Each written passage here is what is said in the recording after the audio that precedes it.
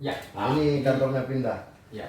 Jadi kita datang ke kantor lama ini yang menjadi masalah juga untuk partai politik. Ya. Saya kira memang partai politik dari jauh-jauh hari sebelumnya makanya sudah harus mempersiapkan diri, terutama kantor.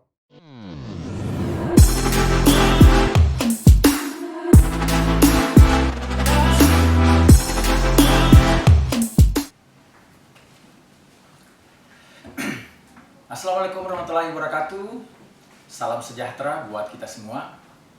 Selamat pagi sahabat JDH yang lagi menyaksikan siaran live kami.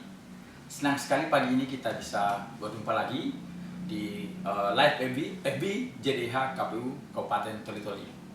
Bagaimana kabar hari ini? Semoga tetap sehat dan tetap menjaga protokol kesehatan. Selamat datang di podcast JDH KPU Kabupaten Toli-Toli. Podcast pada hari ini adalah merupakan edisi perdana yang diselenggarakan oleh JDH KPU Kabupaten Toli-Toli. Pagi ini kita akan membahas tentang persiapan verifikasi keanggotaan partai politik menuju pemilu tahun 2024. Di hadapan saya sudah hadir sebagai narasumber Bapak Irwan B. SPMP selaku anggota KPU Kabupaten Toli-Toli Divisi Hukum dan Pengawasan. Kita langsung sapa saja narasumber kita yang ganteng dan segar hari ini. Bagaimana kabar hari ini Pak? Sehat? Alhamdulillah sehat, sangat sehat. Terima kasih banyak bos. Masih ganteng ini yang luar biasa dengan ciri khas topi cekokannya. Iya. Ya siap. Bagaimana? Jadi tema kali ini sebelum kita masuk dalam pembahasan lebih jauh, kenapa kita angkat tema ini? Karena tema ini menarik karena momentum verifikasi partai politik itu adalah salah satu tahapan yang krusial bagi partai politik dalam keikutsertaan dalam persiapan pemilu tahun 2024. Nah, lebih menarik lagi karena selain partai politik juga kita melibatkan masyarakat terkait dengan keanggotaan partai politik. Nah, Pak Irwan, sebelum kita masuk di dalam bagaimana tahapan-tahapan yang harus disiapkan, yang ingin kami sampaikan bahwa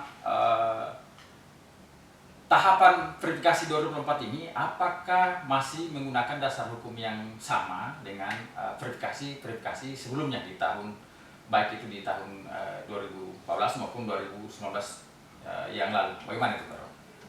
Iya, pada dasarnya berbicara hukum itu berkaitan dengan sebelum ada aturan yang baru terbit maka masih menggunakan aturan yang lama. Ya. Nah sampai saat ini belum ada peraturan KPU yang terbaru berkaitan dengan verifikasi administrasi dan faktual menuju pemilu 2024. Nah kita masih menggunakan sampai hari ini Undang-Undang Nomor 7, ya. Kemudian peraturan KPU Nomor 6 tahun 2018. Ya.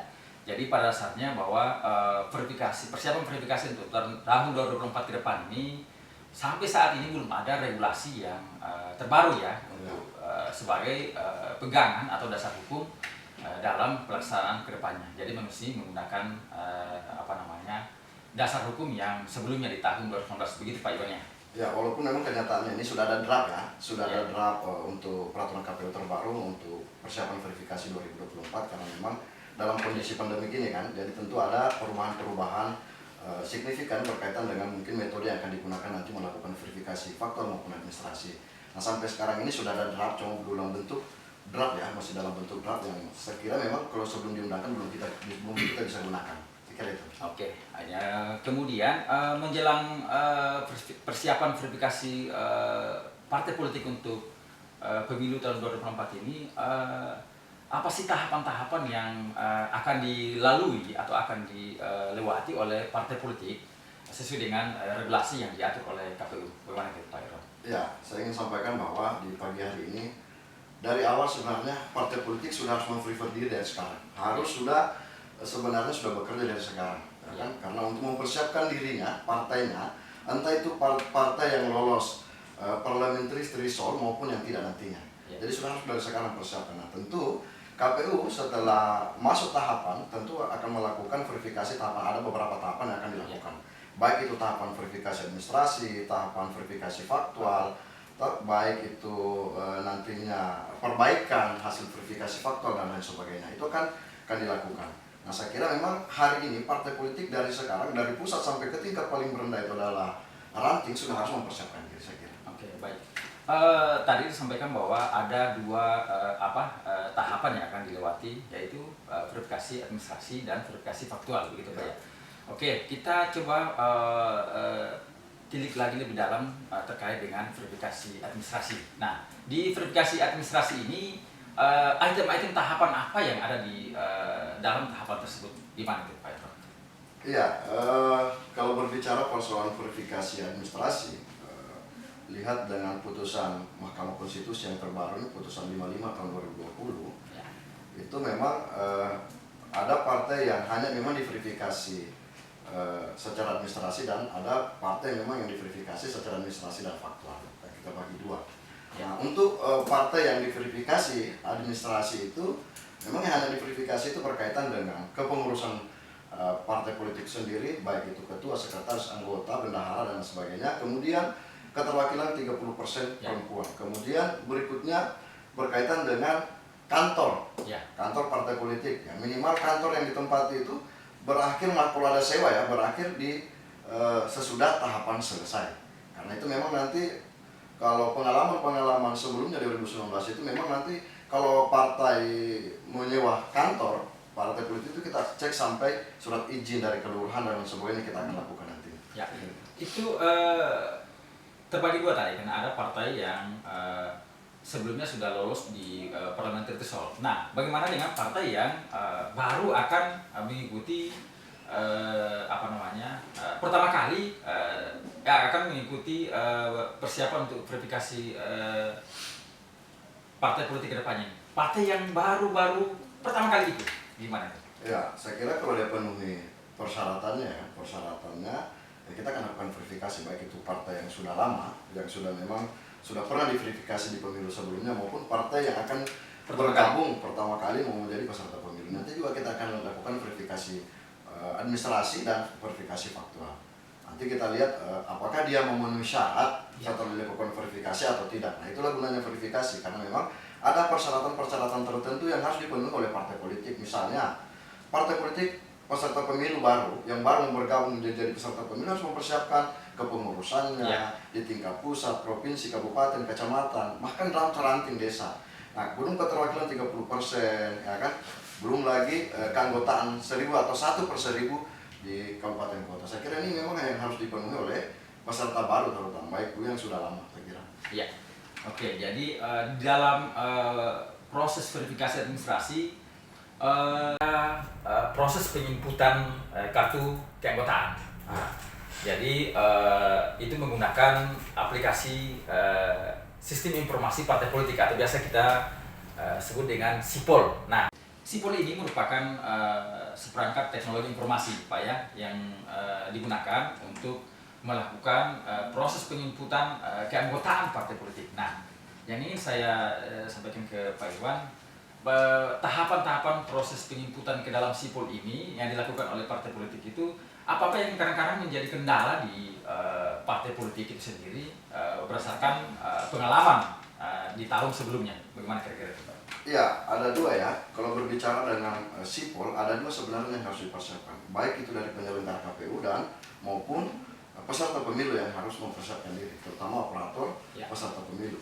Nah, berbicara dengan SIPOL, tentu partai politik awal mulanya untuk mendaftarkan diri melalui SIPOL, kemudian di print out, kemudian diberikan kepada KPU provinsi, kabupaten provinsi, KPU provinsi dan kabupaten kota untuk dilakukan verifikasi. Nah, berkaitan dengan SIPOL ini sebenarnya kendala-kendala sebenarnya kalau SIPOL di penyelenggara itu ada sebenarnya maintenance ya.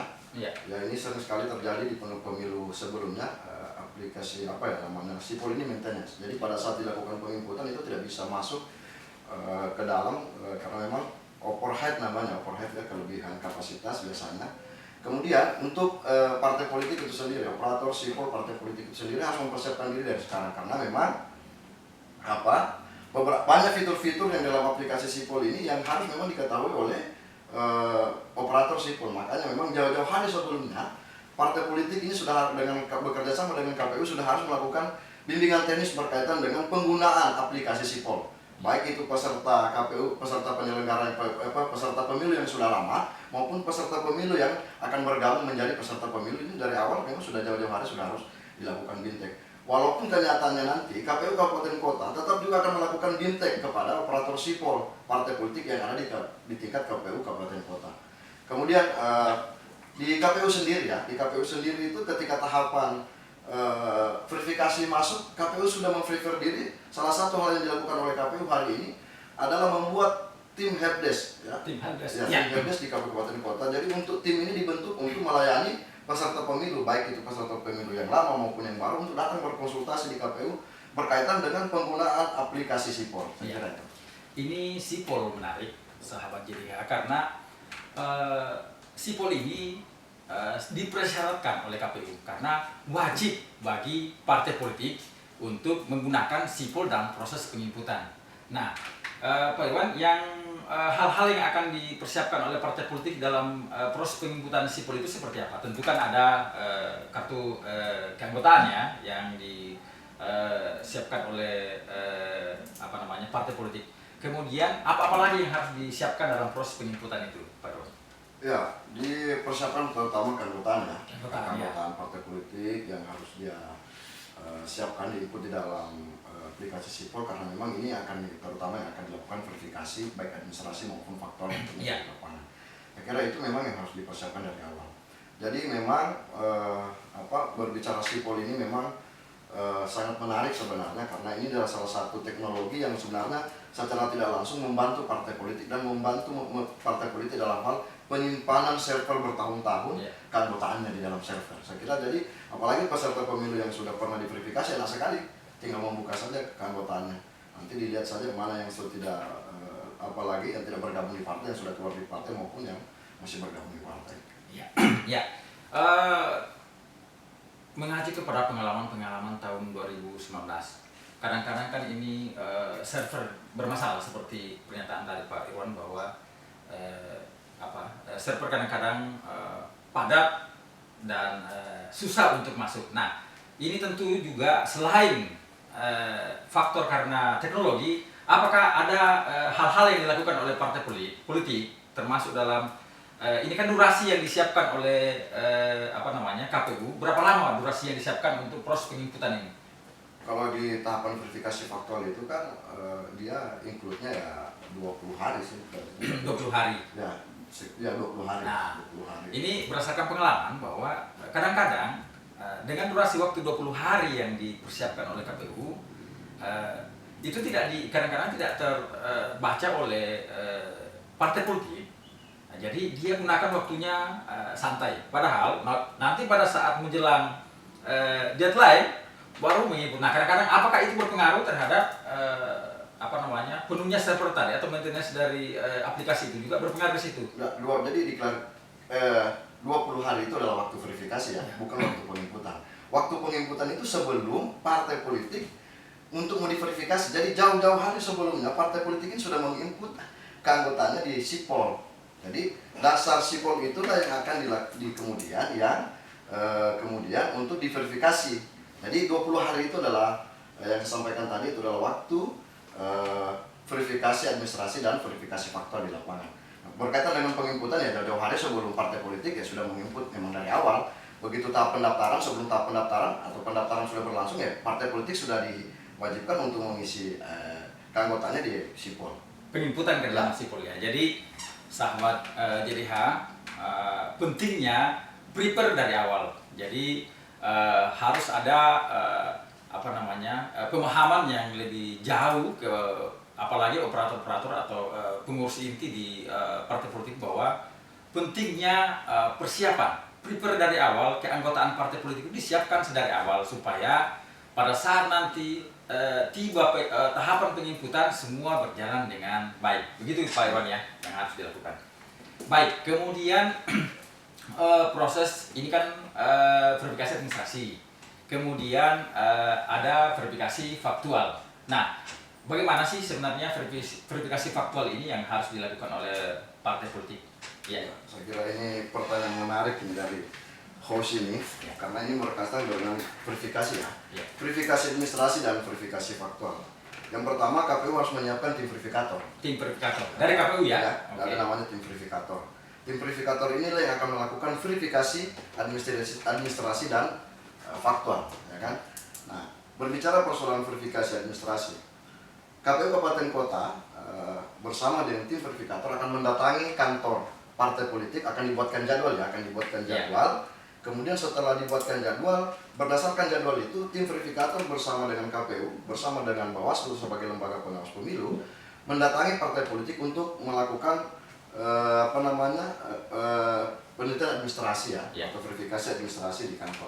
Nah, ini dikhususkan untuk partai yang lolos parliamentary threshold ya.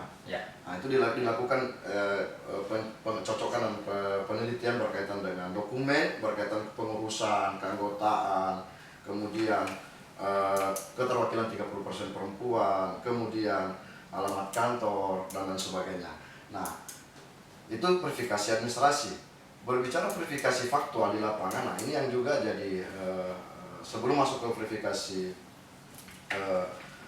faktual ke lapangan untuk peserta pemilu yang baru ataupun peserta pemilu yang sudah lama tetapi tidak masuk dalam parliamentary threshold, ada beberapa masalah sebenarnya. Terutama peserta pemilu 2019 yang baru bergabung menjadi peserta pemilu, memang begitu kita lakukan verifikasi administrasi ke kantornya, verifikasi pertama benar, kantor yang disewa, ya kan? Kantor disewa, oke. Begitu kita lakukan verifikasi administrasi, ternyata dia ada beberapa masalah sehingga kita sampaikan ke partai politik untuk melakukan perbaikan. Setelah kita datang kedua kalinya untuk memverifikasi, melakukan verifikasi perbaikan, ternyata kantornya pindah. Nah, ini kantornya pindah. Jadi kita datang ke kantor lama, ini yang menjadi masalah juga untuk partai politik. Ya. Saya kira memang partai politik dari jauh-jauh hari sebelumnya makanya sudah harus mempersiapkan diri, terutama kantor. Karena kantor ini jadi tempat berkumpulnya teman-teman pengurus partai untuk membuat sebuah gebrakan untuk memajukan partainya. Nah, kantornya saja tidak bagus waktu itu, kita berkali-kali kita datang, akhirnya dia sampaikan, Pak minta maaf, kantor kita pindah lagi. Itu yang jadi masalah sebenarnya. Yang disampaikan pada saat verifikasi administrasi itu dibuktikan dengan turun ke lapangan mengecek langsung. Nah, ya itu berbicara terkait perangkat atau media yang disiapkan oleh partai politik. Nah, tentu selain yang di verifikasi di lapangan adalah kesiapan dari segi fasilitas dari partai itu sendiri, tentu kan ada verifikasi keanggotaan partai politik. Ya, artinya ketika tim verifikator turun adalah mengecek langsung ke masyarakat apa benar atau tidak masuk dalam kepengurusan. Bagaimana prosesnya? Proses untuk verifikasi faktual terkait dengan keanggotaan partai politik di masyarakat. Ya, verifikasi faktual di lapangan ini sebenarnya ada dua metode verifikasi faktual di lapangan ya, entah itu secara sensus maupun acak ya. Tapi dari 100 keanggotaan itu kita lakukan dengan acak ya, sensus acak atau ya sensus acak ya kita lakukan. Kemudian setelah itu kita lakukan pencuplikan untuk penentuan sampel awal diambil. Entah itu nanti kita undang partai politik ke kantor KPU, kemudian kita suruh mencabut nomor berapa yang untuk umpama partai politik, salah satu partai politik kita anggaplah partai durian. Kemudian dia mencabut nomor urut, kemudian mengambil nomor umpama 7. Ya kan? 7 setelah yang mau diverifikasi umpama 500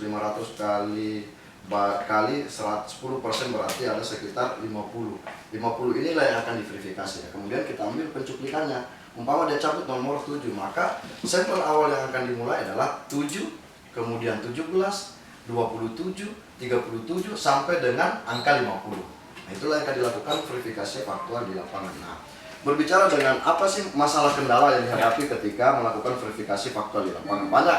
Banyak sekali kendala. Ini yang menarik sekali karena banyak sekali memang kendala pengalaman dan yang dihadapi lapangan. Yang pertama itu adalah biasa berbicara faktor cuaca. Faktor cuaca yang memang kalau terkadang tidak kondusif, ini mengakibatkan hujan dan banjir. Nah, teman-teman punya pengalaman begitu datang berverifikasi di suatu tempat yang jauh di atas gunung sana, begitu berangkat berverifikasi, wah masih belum hujan kan, masih enak, menyeberang Kuala masih enak. Iya. Sampai di sana tidak ada lagi orangnya yang mau diverifikasi. Sudah jalan jauh, sudah tidak ada orangnya. Begitu balik dari verifikasi dengan Zoom, tidak dapat apa-apa. Begitu mau pulang tidak bisa lagi menyeberang Kuala karena sudah banjir. Teman-teman harus menunggu di rumah penduduk, bahkan harus ada yang normal. Ya, sebelum lanjut Pak, apa tidak ada penyampaian dari pengurus partai politik bahwa akan ada turun tim verifikator dari KPU, istilahnya supaya minimal ada prepare, ada persiapan bahwa masyarakat atau KTA ini apa yang diklaim sebagai keanggotaan partai politik ini sudah harus siap.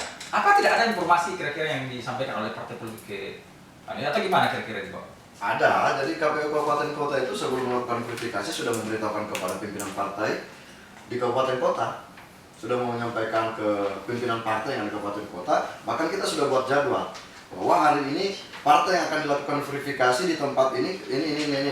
Sebenarnya kami berharap dengan penyampaian dilakukan oleh partai, disampaikan oleh KPU kepada partai politik juga secara berjenjang menyampaikan ke tingkat bawah, baik itu di kecamatan dan ranting.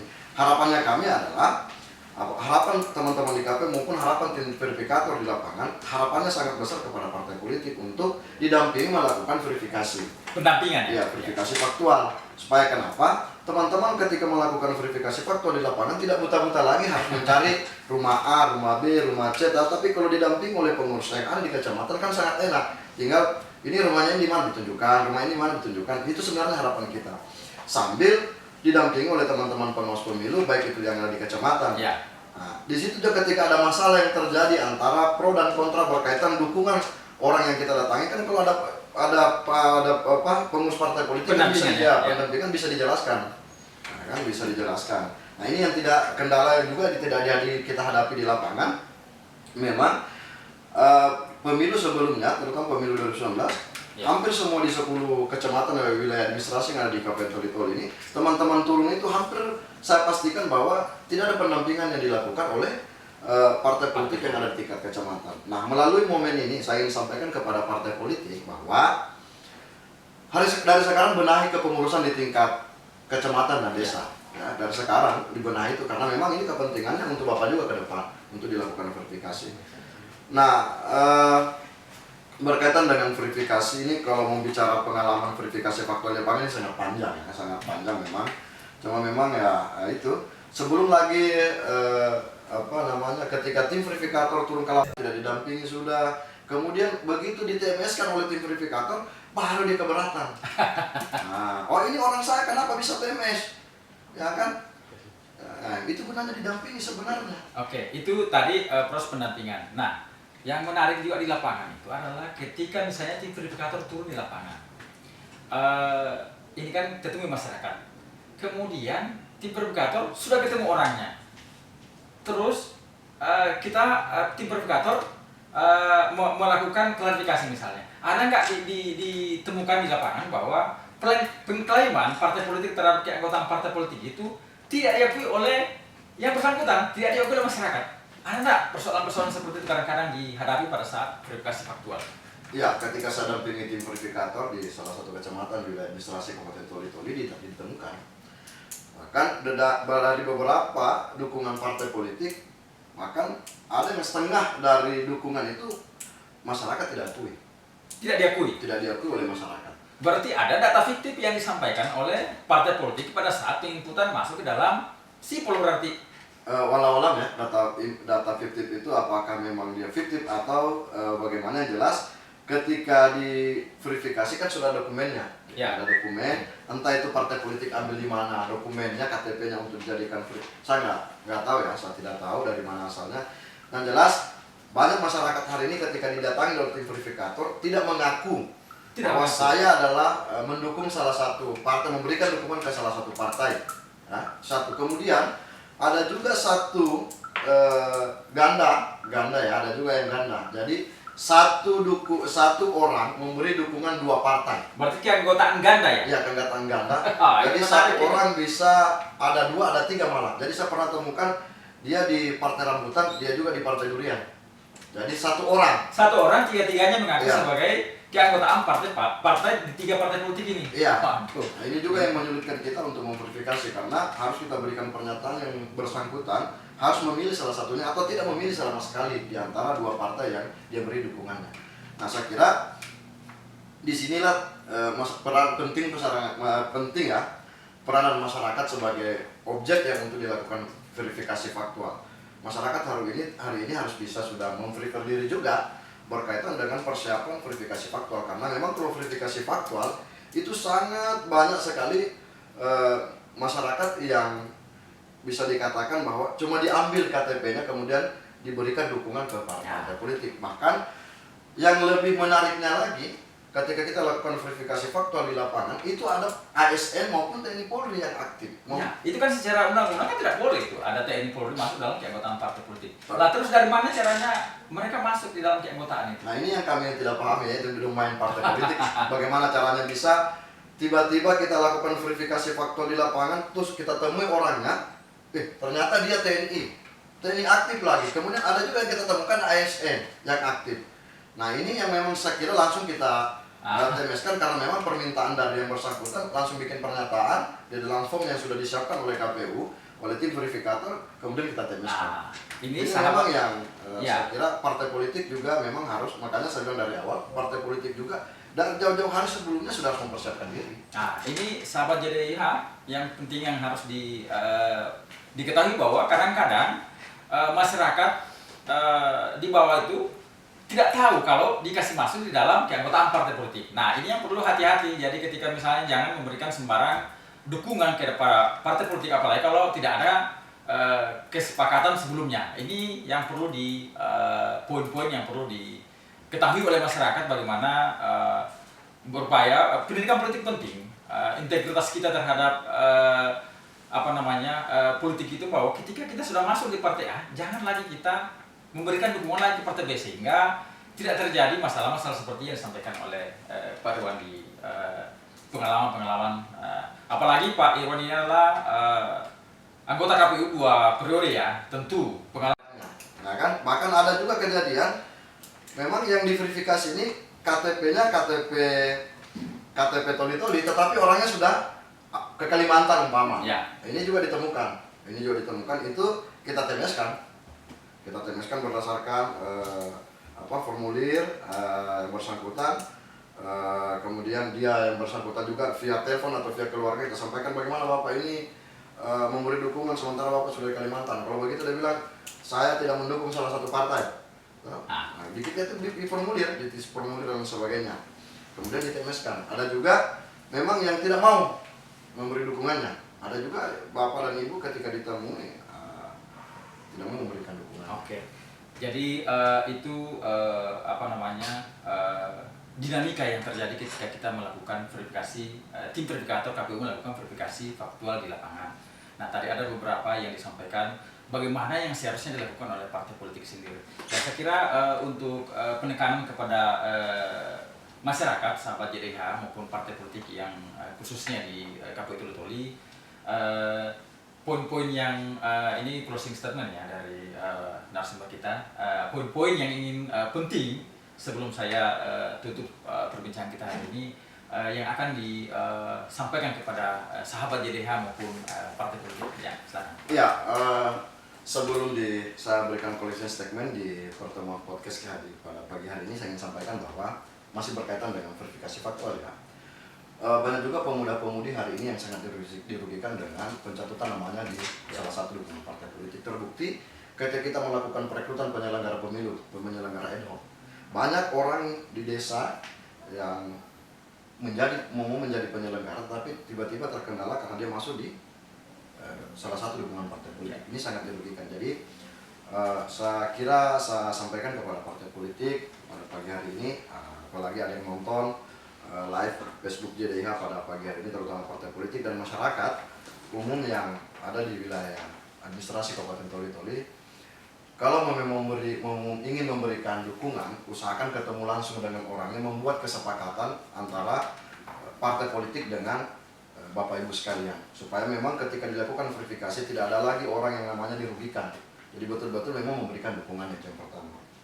Yang kedua, bagi partai politik hari ini, baik itu peserta pemilu yang sudah pernah dilakukan verifikasi atau peserta pemilu 2019 maupun peserta pemilu yang akan menuju 2024 nantinya, saya sampaikan bahwa dari awal sudah harus memprepare diri berkaitan dengan persiapan verifikasi, karena langkah awal partai politik adalah verifikasi administrasi dan verifikasi faktual.